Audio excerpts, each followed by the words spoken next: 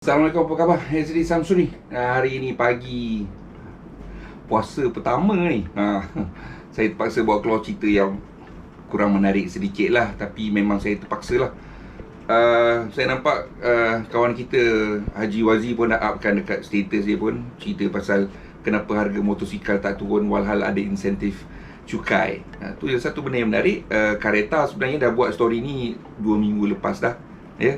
Kami ada 4 story kami berkaitan dengan benda ni. Tapi biasalah, dalam dunia moden sekarang ni, orang tak membaca, allergic huruf dia orang panggil. Tapi tak apalah, saya old school kan.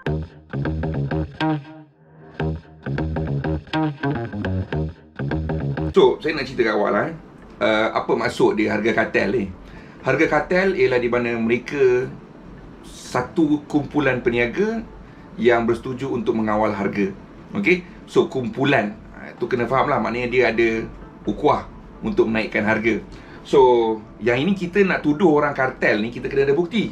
Okey, nombor satu, apa yang kita dah buat, saya minta Hanif tolong carikan harga-harga motosikal di kawasan Kelang. Dan Y Suku harga dia memang macam ada kartel. Dia dah telefon lebih kurang 10 kedai. Apa yang dia dapat ialah kebanyakannya letak harga RM10,000 tepat. Satu kedai turunkan harga RM1,800, RM9,800. Yang lain semua RM10,000. Y16 harganya kebanyakannya RM13,000, RM13,500, RM12,500, lebih kurang itulah, bercampur-campur. So tak nampak sangat ada kartel lah. Untuk ADV pun sama, harganya bercampur aduk, RM12,500, RM13,500, RM14,500, RM13,000. Okey, dan ada kedai yang tak nak jual cash lah, dia nak jual hutang. Now, itu bukannya bukti ada kartel ke, bukan, okey. Ini bukti dia ialah harga motosikal tu dah naik daripada harga betul. Contohnya macam ADV, harga dia ialah dalam RM12,000 sepatutnya semasa pelancaran. So sekarang ni sebab ada insentif cukai, so harga dia sepatutnya lebih rendah daripada RM12,000. Tetapi harga dia tak turun. Itu yang ramai yang bising dan marah lah. Okey, now anda kena faham satu perkara ni. Industri motosikal di dalam Malaysia tidak sama dengan industri kenderaan, industri kereta. Industri kereta harganya dikawal oleh pihak kerajaan. Syarikat kenderaan boleh submit harga. Okey, saya nak letak harga XXXX. Dan pihak kerajaan akan tentukan okey ke tak okey, boleh ke tak boleh.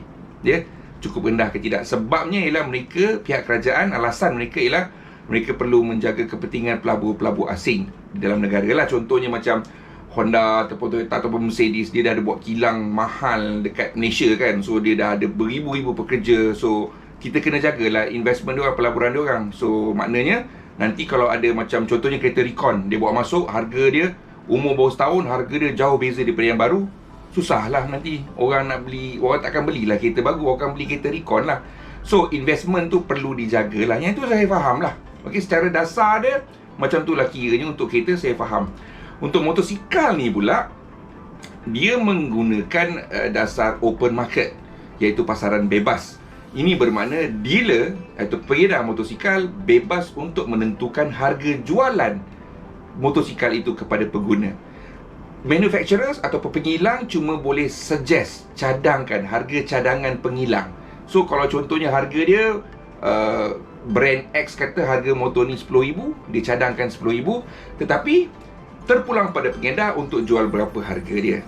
Okey, now orang kata, wah, mana aci macam ni? Sebenarnya inilah cara paling bagus sekali dalam niaga.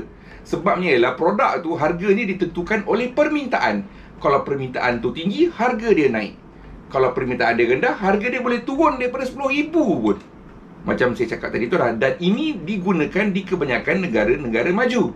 Sebabnya ialah pengedar-pengedar ni, dealers ni, boleh bersaing sesama sendiri. Dia boleh cut margin. Okey, dan dia boleh bersaing lah. Itu yang pentingnya. So tak ada kawalan. Okey, kalau semua benda nak dikawal, maknanya kita pergi kat sekolah balik lah. Ada pengawas, ada guru disiplin lah. Di dalam negara maju, tidak ada perlu banyak kawalan kerana kita ada disiplin diri.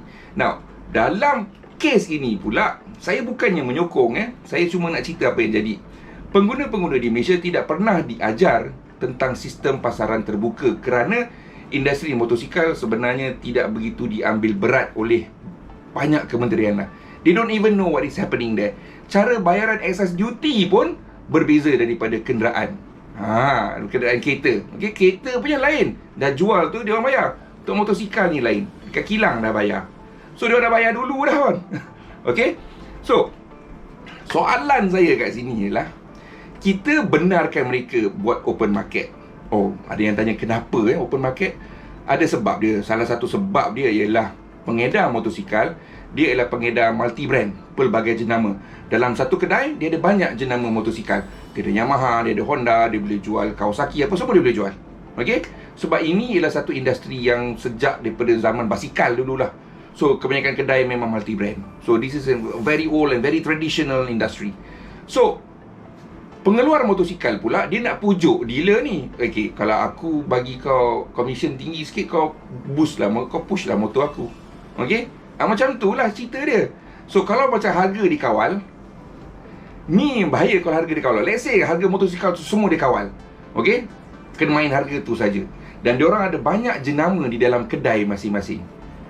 So kat sini ada potensi rasuah juga lah.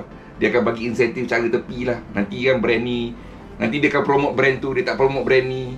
Korang pun, kalau korang pergi kedai motor show, kau cakap, ini brand tak bagus lah, ini brand tak bagus lah, ini brand bagus lah, apalah. Macam kau beli aircon apa semua lah. Sama lah macam kau beli water heater lah. Brand yang tak pernah kita kenal pun, ini brand sebenarnya bagus lah. Dia dapat insentif lebih lah kat situ, commission dia lebih lah kat situ.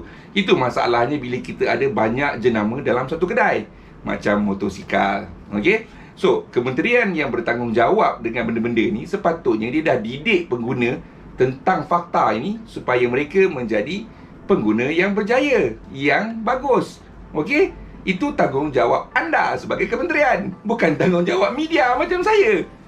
Apa pasal pula aku kena buat kerja kau kan? So, dalam kes ni, kita ada satu masalah yang sangat serius. Excise duty ialah satu jenis cukai. Cukai ialah pendapatan negara. Negara dimiliki oleh rakyat. So basically itulah duit rakyat. Okay? So kita katakanlah jumlah pungutan excise duty untuk motosikal tu 150cc ke bawah CKD, sekarang sampai hujung tahun kita letaklah 500 juta ringgit. Okay? Andaikan kata 500 juta ringgit. Now, cukai tu sekarang kita dah tak pungut. So kita rugi 500 juta ringgit. Kita rugi. Tetapi kita untung balik sebab kita nak bantu rakyat untuk beli motosikal dengan harga lebih rendah. Kerana mereka mungkin menggunakan Y-Suku ataupun Honda ADV untuk buat Grab ataupun Food Panda. Kerana itu kita berikan insentif ini. Duit 500 juta tu sekarang ni dapat dekat tangan kita sebagai pengguna ke? Atau dekat orang lain? Harga motosikal sekarang ni yang memang tak boleh dikawal, adakah penurunan dekat situ? Yang ini saya nak tanya. So, kenapa kita bagi insentif sekiranya tidak ada mekanisme kawalan? Adakah kita terlampau kaya sampai kita boleh membazirkan duit insentif macam ni? Dan kenapa tak ada orang nak cerita pun pasal benda ni? Kenapa Haji Wazi kena cerita? Kenapa saya Kareta kena cerita? Dan kenapa korang, orang yang gila motor ni, tak faham-faham juga, sanggup bayar berbelah-belah ribu untuk harga mengarut-mengarut sampai orang dah bullying korang? We have to be a bit firm. Okay, duit dekat tangan kita, bukan tangan orang. Dia nak duit kita, dia kenalah kerja sikit, kenalah usaha sikit. Ini, wah, mahalnya, tak apa-apa, dia balik ambil lagi, gadai apa semua ni, keluar air sinar nak beli juga. Nampak tak? We are the consumer. The power is in our hands.